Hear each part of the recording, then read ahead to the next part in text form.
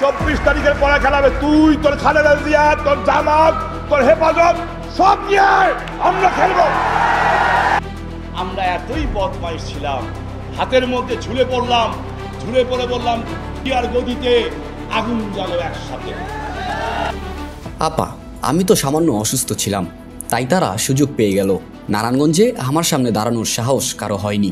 আওয়ামী লীগের সাথে পেরে ওঠা তো দূরের কথা, বেশ হুঙ্কার দিয়েই কথাগুলো বলছিলেন শামীম ওসমান।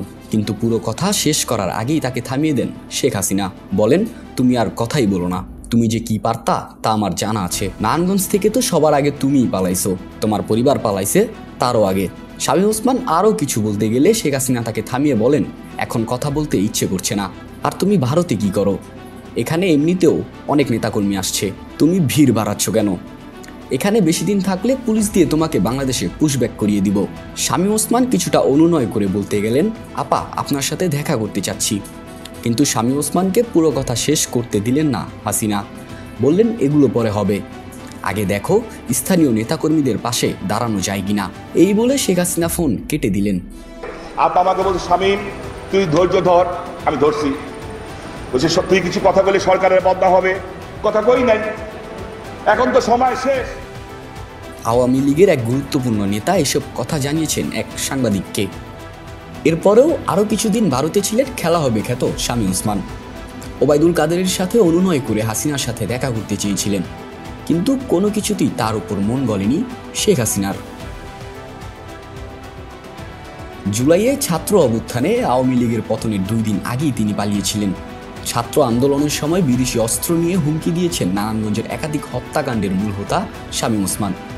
কিন্তু সুযোগ সন্ধানী শামীম ওসমান আগেই গা বাঁচিয়ে নিজেকে নিয়েছেন সেফ জোনে, শেষমেশ পালিয়েছেন।